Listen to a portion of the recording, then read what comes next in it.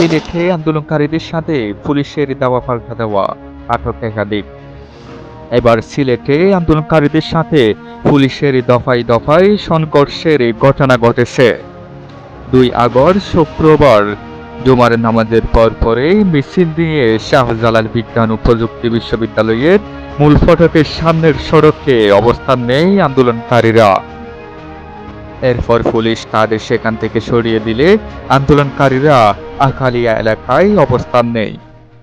এই সময় পুলিশের সাথে তাদের দাওয়া পাল্টা দেওয়ার ঘটনা ঘটে। পরে পুলিশ টিয়ারশেল, সাউন্ড গ্রেনেড নিক্ষেপ করে। এ সময় বিক্ষুব্ধ ছাত্ররাও পুলিশের দিকে ইটপাটকেল ছুড়তে থাকে। তখন বিভিন্ন অলিগলিতেও সংঘর্ষ ছড়িয়ে পড়ে। এই ঘটনায় কয়েকজনকে আটক করেছে পুলিশ। এছাড়াও অনেকে আহত হয়েছেন।